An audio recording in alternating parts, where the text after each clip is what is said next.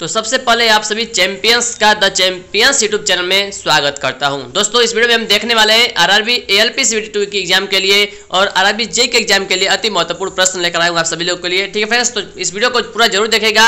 आपको top 50 question कराने जा रहा हूँ इस वीडियो में दोस्तों। ठीक है, तो पहला क्वेश्चन स्क्रीन पर दिख रहा है कि यदि किसी धातु के तार के क्षेत्र को दी गई लंबाई दोगुनी हो जाती है तो इसका प्रतिरोध कितना हो जाएगा। तो दोस्तों ऑप्शन बी करेक्ट है, आधा हो जाएगा। क्वेश्चन नंबर 2 है कि एक चालक में पैदा हुई ऊष्मा किसके वर्ग के समानुपाती होती है। तो ऑप्शन सी करेक्ट है दोस्तों, करंट के जो है वर्ग के समानुपाती होती है, क्योंकि फार्मूला होता है H बराबर I स्क्वायर RT, तो करंट के स्क्वायर के डायरेक्टली प्रोपोर्शनल होता है। ठीक है, अगला प्रश्न है क्वेश्चन नंबर 3, फ्लोरोसेंट लैंप के दोनों सिरों के काला पड़ने का संभावित कारण निम्नलिखित में से कौन सा है। दोस्तों ऑप्शन ई करेक्ट है, इन सभी पर दोस्तों निर्भर करता है। देखिए फ्लोरोसेंट लैंप को बार बार शुरू करना, चालू करना, बंद करना दोस्तों, इसमें भी काला वो पड़ सकता है। बी वाला है कम या अधिक वोल्टेज, तो अगर वोल्टेज भी फ्लक्चुएट कर रहा है तो भी काला पड़ने की संभावना है। अनुचित बैलास्ट, इसमें भी हो सकता है। और प्री हीट के लिए स्टार्टर्स द्वारा बहुत अधिक या बहुत कम समय लेना, तो इस पर भी डिपेंड करता है। तो दोस्तों ऑप्शन ई इन सभी पर जो है निर्भर करता है। ठीक है ना। अगला क्वेश्चन है कि क्वेश्चन नंबर 4, द सोडियम, जब सोडियम जो है वेपर लैंप चालू किया जाता है तो प्रारंभ में कौन सा रंग होता है दोस्तों। तो ऑप्शन बी पीला होता है। जब सोडियम वेपर लैंप चालू किया जाता है तो प्रारंभ में कौन सा रंग होता है, पीला होता है। दोस्तों बहुत ही इंपॉर्टेंट क्वेश्चन आप देख रहे होंगे दोस्तों कि एपी सीबीटी एग्जाम के लिए बहुत ही इंपॉर्टेंट है। ठीक है, अगला प्रश्न की एसी सर्किट में शुद्ध प्रेरक द्वारा बिजली की गई खपत कितनी होती है दोस्तों। तो ऑप्शन ए 0 वाट होती है, शुद्ध प्रेरक द्वारा। ठीक है ना, शुद्ध प्रेरक द्वारा बिजली की गई खपत जो है वो 0 वाट होती है। अगला प्रश्न क्वेश्चन नंबर 6, 3 फेज प्रणाली में 3 आपूर्ति लाइनों के लिए निम्नलिखित में से कौन से अक्षर प्रयुक्त किए जाते हैं दोस्तों। तो ऑप्शन सी करेक्ट है, L1, L2 और L3। ठीक है ना, 3 फेज प्रणाली में 3 आपूर्ति लाइनों के लिए कौन से अक्षर प्रयुक्त किए जाते हैं दोस्तों। तो ऑप्शन सी L1, L2 और L3, यानी कि लाइन 1, लाइन 2 और लाइन 3। ठीक है ना, कौन से अक्षर। ठीक है दोस्तों, और आइए अगला प्रश्न है क्वेश्चन नंबर 7, वाट मीटर में निम्न में से कौन सा प्रभाव प्रयुक्त किया जाता है वाट मीटर में दोस्तों। तो ऑप्शन नंबर ए करेक्ट है, विद्युत गतिकीय प्रभाव, इलेक्ट्रोडायनेमोमीटर इफेक्ट। ठीक है ना, तो आइए इलेक्ट्रिक डायनेमिक इफेक्ट है। ठीक है, क्वेश्चन नंबर 8, निम्नलिखित में से कौन सा प्रतीक विद्युत प्रकाश को इंगित करता है। ठीक है ना, तो यहाँ पर जो आपको सिंबल दिख रहा है ये किस चीज का सिंबल है दोस्तों, आप देख सकते हैं। ठीक है, तो ये जो है ऑप्शन नंबर दोस्तों बी, ट्रांसफार्मर वाला लैंप का ये सिंबल है। क्वेश्चन नंबर 8 का राइट आंसर हो जाएगा कौन सा, ऑप्शन नंबर बी वाला। ठीक है, क्वेश्चन नंबर 9 दोस्तों देखते हैं। क्वेश्चन नंबर 9, अपने साथ जुड़े बदलते हुए फ्लक्स के कारण प्रेरित ईएमएफ पैदा करने वाले क्वाइल का गुणधर्म इनमें से क्या है। ऑप्शन नंबर बी, प्रेरकत्व। ठीक है, यानी कि इंडक्टिव। क्वेश्चन नंबर 10 है, प्रेरकत्व के लिए माप की मूल इकाई क्या है दोस्तों। तो ऑप्शन नंबर ए हेनरी होती है दोस्तों, प्रेरकत्व की माप की इकाई होती है। ठीक है, क्वेश्चन नंबर 11 देखते हैं, अन्योन्य प्रेरण किसका बुनियादी परिचालन सिद्धांत है। तो ऑप्शन नंबर दोस्तों ई, ए, बी और सी का, ट्रांसफार्मर का, मोटर का और जनरेटर का। ठीक है ना दोस्तों, तो याद रखिएगा ऑप्शन नंबर यहाँ पे ई करेक्ट हो जाएगा इसका। अगला प्रश्न है कि इलेक्ट्रॉनिक्स और टेस्ट सर्किट डिजाइनों के अस्थायी प्रोटोटाइप के लिए निम्न में से कौन सा शोल्डरलेस डिवाइस है। ऑप्शन सी, ब्रेड बोर्ड एक जो है शोल्डरलेस डिवाइस है। क्वेश्चन नंबर 13, यह प्रतीक निम्नलिखित में से कौन सा प्रतिरोध को इंगित करता है। तो यहाँ पर 5 ऑप्शन आपके सामने है, प्रीसेट प्रतिरोधक, लाइट डिपेंडेंट प्रतिरोधक, मैग्नेटो प्रतिरोधक, रियोस्टाट या फिर पोटेंशियोमीटर। तो ये ऑप्शन ए प्रीसेट प्रतिरोधक का ये जो है सिंबल है। ठीक है, क्वेश्चन नंबर 14 देखते हैं, निम्नलिखित में से कौन सा डिवाइस एम्पलीफायर के विपरीत है। ऑप्शन ए, अटेन्यूएटर जो है एम्पलीफायर के जो है विपरीत होता है। ठीक है, अगला प्रश्न दोस्तों, परमाणु संख्या 14 वाले तत्व सिलिकॉन के संयोजी इलेक्ट्रॉनों की संख्या कितनी है। तो ऑप्शन बी 4 है। ठीक है, क्वेश्चन नंबर 16, केवीएल किस सिद्धांत पर काम करता है दोस्तों। केवीएल, ठीक है, तो ऑप्शन बी ऊर्जा संरक्षण के नियम पर सिद्धांत पे कार्य करता है। लेकिन जो ऑप्शन ए दिया है आवेश संरक्षण, इस पर केसीएल काम करता है। ठीक है ना, केसीएल जो है वो आवेश संरक्षण के नियम पर सिद्धांत पर काम करता है। ठीक है दोस्तों, चैनल को लाइक सब्सक्राइब करिएगा। ठीक है, तो आगे बढ़ते हैं।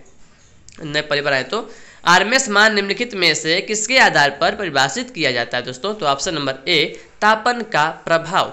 ठीक है, अगला क्वेश्चन है कि निम्नलिखित में से कौन सा तत्व गतिशील तत्व कहलाता है, आर, एल, सी या दोनों दोस्तों। ऑप्शन डी करेक्ट है, बी और सी यानी कि एल और सी ठीक है ना। इंडक्टर और जो है कैपेसिटर ये दोनों गतिशील तत्व कहलाते हैं। ठीक है फ्रेंड्स, इसका जो पीडीएफ दोस्तों वो मतलब देखिए 445 पेज का पीडीएफ है। जैसा ही मैं पूरा पढ़ाकर खत्म कर दूंगा दोस्तों, ठीक है, 50-50 क्वेश्चन करके मैं खत्म कर दूंगा दोस्तों। ठीक है, तो आपको पीडीएफ जो है टेलीग्राम जो चैनल है, ग्रुप है द चैंपियंस के नाम से, ठीक है, उसका लिंक आपको इस वीडियो के जो है कमेंट बॉक्स में मिल जाएगा, ज्वाइन कर लीजिएगा। ठीक है, वहाँ पर मैं शेयर कर दूंगा और बहुत शेयर मतलब कर चुका हूँ। ठीक है फ्रेंड्स, तो अगला क्वेश्चन देखते हैं, प्रतिरोधक ऊर्जा को किस रूप में विलुप्त करता है? तो ऑप्शन ए करेक्ट है, ऊष्मा ऊर्जा में जो है विलुप्त करता है। ठीक है, क्वेश्चन नंबर 20, सक्रिय फिल्टर में निम्न में से कौन सा तत्व अनुपस्थित होता है? तो ऑप्शन ए करेक्ट है, इनमें से कोई नहीं, यानी कि कैपेसिटर भी होता है, ऑप एम्प भी होता है और प्रतिरोधक भी होता है। ठीक है, तो कौन सा अनुपस्थित होता है? ठीक है, क्वेश्चन नंबर 21,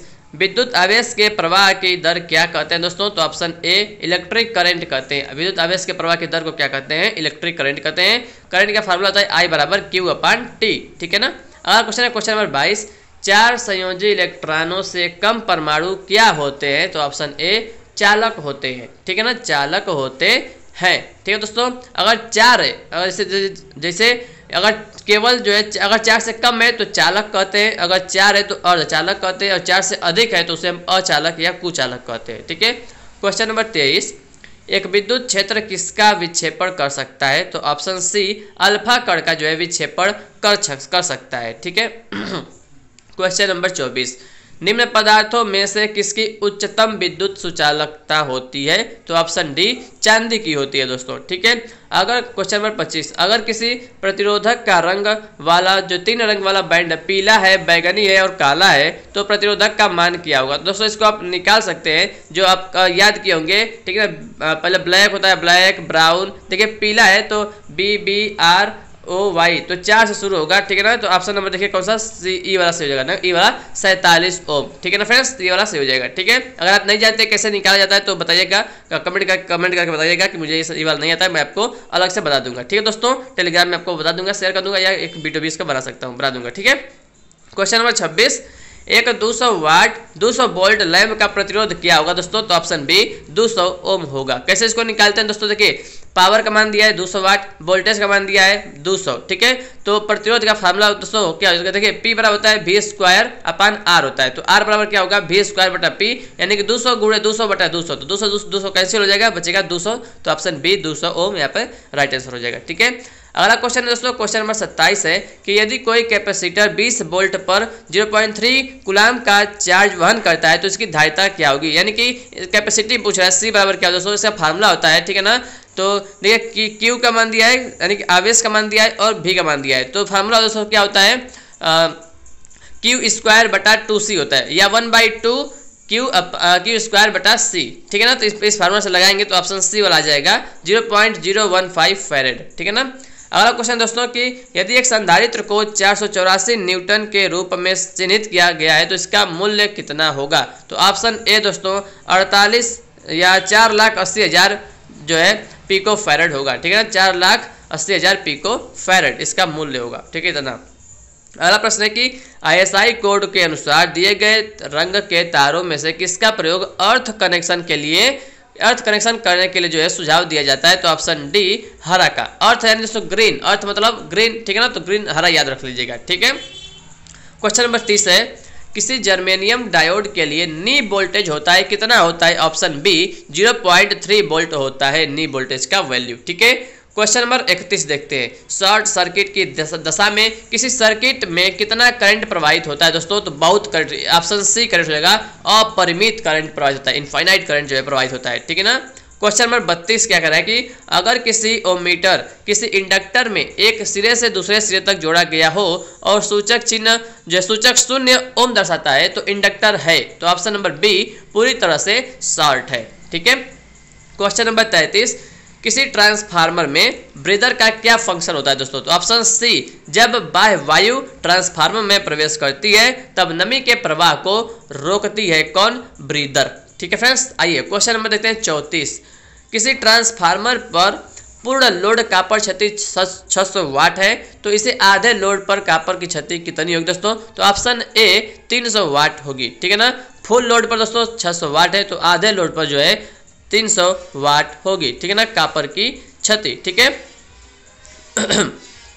दोस्तों 1 सेकेंड यहाँ पर रुक जाए। देखिए फुल लोड पर दिया है 600 वाट, ठीक है, तो आधे लोड पर पूछा है दोस्तों। तो इसका जो फार्मूला होता है ना, क्या होता है दोस्तों कि आधे लोड पर यानी कि 1/2 लोड पर पूछा है, तो 1/2 का स्क्वायर करेंगे तो 1/4 आएगा। 1/4 में जो है 600 में 1/4 से गुणा कर देंगे, यानी कि 600 में 4 से भाग देंगे दोस्तों, तो आएगा 150 वाट, ठीक है। तो इसका अच्छा ए दिया है, मुझे ऑप्शन बी दिया था दोस्तों, ऑप्शन नंबर ए करेक्ट है। 150 वाट जो है इसका करेक्ट है, ठीक है। मैं ऑप्शन बी बोल दिया था, देखकर 300 पता नहीं कहाँ से बी दिख गया है, ठीक है। तो ऑप्शन ए 150 वाट करेक्ट है। फिर मुझे समझ में आया कि नहीं, ऐसा तो नहीं होता है कि 600 वाट है तो 300 वाट होगा, नहीं, तो इससे मुझे लगा 150 वाट यहाँ पर हो जाएगा, ठीक है दोस्तों। मैंने आपको बता दिया कैसे होता है, ठीक है। क्वेश्चन नंबर 35, निम्न में से किसमें एक ब्रिटानिया टी ज्वाइंट का प्रयोग किया गया है? तो ऑप्शन ए ओवरहेड लाइन में ब्रिटानिया टी ज्वाइंट का प्रयोग किया गया है। क्वेश्चन नंबर 36, निम्न में से क्या एक स्केलर मात्रा है? दोस्तों स्केलर यानी कि सदिश राशि है, तो ऑप्शन सी विद्युत विभव। विद्युत विभव एक क्या है? सदिश राशि है, ठीक है। क्वेश्चन नंबर 37, निम्न में से किसे घटाने के लिए किसी ट्रांसफार्मर के कोर को लेमिनेट किया जाता है? तो ऑप्शन ए एडी करंट क्षति को जो है घटाने के लिए प्रयोग किया जाता है, ठीक है फ्रेंड्स। आइए क्वेश्चन नंबर 38 देखते हैं। ट्रांसफार्मरों पर नो लोड परीक्षण क्या चिन्हित करने के लिए किया जाता है? तो ऑप्शन नंबर सी ए और बी, यानी कि मैग्नेटाइजिंग करंट और आयरन क्षति। क्वेश्चन नंबर 39, ट्रांसफार्मर के तेल की डाइलेक्ट्रिक शक्ति आशा की जाती है? तो option number A 33 kilo volt की आशा की जाती है, ठीक है। अगला प्रश्न है, किसी 220 वोल्ट एसी से 24 volt AC step down transformer के घेरों का अनुपात अवश्य ही होगा, कितना होगा दोस्तों? ऑप्शन नंबर डी 0.109, ठीक है।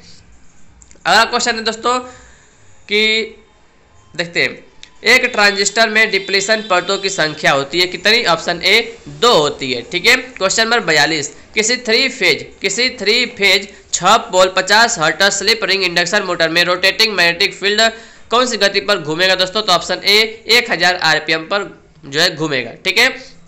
अगर 2 पोल रहता है दोस्तों तो 3000 आरपीएम होता है, 4 पोल रहता है तो 1500 आरपीएम होता है, अगर 6 पोल है तो 1000 आरपीएम होता है। इसका फार्मूला भी होता है NS बराबर 120F/P, यानी कि 120 गुणे 50 करेंगे बटा 6 से भाग देंगे। 120F/P होता है, P यानी कि नंबर ऑफ पोल, ठीक है। तो आ जाएगा यहाँ पे आपका 1000 आरपीएम आएगा। अगला प्रश्न है क्वेश्चन नंबर 43, किसी स्क्वायरल केज मोटर की गति को किसके द्वारा परिवर्तित किया जा सकता है? तो ऑप्शन नंबर बी स्टेटर में पोलों की संख्या को परिवर्तित करते हुए मोटर की गति को परिवर्तित किया जा सकता है, ठीक है। क्वेश्चन नंबर 44, किसी स्लिप रिंग इंडक्शन मोटर में रोटर करंट आवृत्ति निर्भर करती है, किस पर निर्भर करती है? ऑप्शन सी स्लिप की मात्रा पर निर्भर करती है। किसी स्लिप रिंग इंडक्शन मोटर में रोटर करंट की आवृत्ति स्लिप की मात्रा पर निर्भर करती है। क्वेश्चन नंबर 45 देखते हैं दोस्तों, एक विभक्त वलय प्रेरण मोटर में कितने विभक्त वलय होते हैं? ऑप्शन नंबर बी 3 होते हैं, ठीक है। इंपॉर्टेंट क्वेश्चन है। क्वेश्चन नंबर 46, एक एसी सर्वो मोटर मूल रूप से क्या है? ऑप्शन नंबर डी 2 फेज प्रेरण मोटर है। क्वेश्चन नंबर 47, चुंबकीय स्टार्टर ध्रुवों की संख्या किसे संदर्भित करती है? ऑप्शन नंबर बी नियंत्रण संपर्कों की संख्या को संदर्भित करती है। क्वेश्चन नंबर 48, 49 और 50। तो 48 वाला दिया दोस्तों, निम्नलिखित में से किस अनुप्रयोग के लिए डीसी आवश्यक है? तो ऑप्शन नंबर सी विद्युत कर्षण मोटर के लिए डीसी आवश्यक है, ट्रैक्शन के लिए। क्वेश्चन नंबर 49, मैट्रिक सिस्टम में सुपर एनामेल्ड तांबे के तार का आकार किस में दिया जाता है? ऑप्शन नंबर ए करेक्ट है, व्यास जो है मिलीमीटर में दिया जाता है, व्यास मिलीमीटर में दिया जाता है। क्वेश्चन नंबर 50 लास्ट क्वेश्चन रहेगा इस वीडियो का, यदि ध्रुवों की संख्या 4 है और स्लॉट की संख्या 24 है तो ध्रुव पिच यानी कि पोल पिच क्या होगा दोस्तों? तो ऑप्शन नंबर इसका सी करेक्ट है, कितना 6 स्लॉट इसका राइट आंसर होगा, क्योंकि इसका दोस्तों इसका फार्मूला होता है ध्रुव पिच यानी कि पोल पिच बराबर होता है स्लॉट यानी कि स्लॉट की संख्या बटा ध्रुवों की संख्या, तो 24 बटा 4 करेंगे तो 6 स्लॉट इसका राइट आंसर आएगा, ठीक है दोस्तों। तो 50 क्वेश्चन हमने इस वीडियो में देख लिया दोस्तों, ठीक है। अब अगले वीडियो में हम 50 क्वेश्चन और देखेंगे, 51 से लेकर 100 तक हम देखेंगे, ठीक है दोस्तों। तो thank you so much for watching this video. अगर आपको वीडियो पसंद आए तो वीडियो को लाइक करेगा, चैनल पर नए दोस्तों चैनल को सब्सक्राइब जरूर करेगा। द चैंपियंस चैनल दोस्तों केवल आप सभी चैंपियंस के लिए बनाया गया दोस्तों। अगर आप चैनल से जुड़े हैं दोस्तों, भरोसा करते हैं तो आपको बहुत ही फायदा देखने को यहाँ पे मिल जाएगा, ठीक है फ्रेंड्स। तो thank you so much for watching this video. अपना ख्याल रखिएगा, अच्छे से दोस्तों ख्याल रखिएगा। Thank you so much, take care, bye bye, जय हिंद, जय भारत, वंदे मातरम।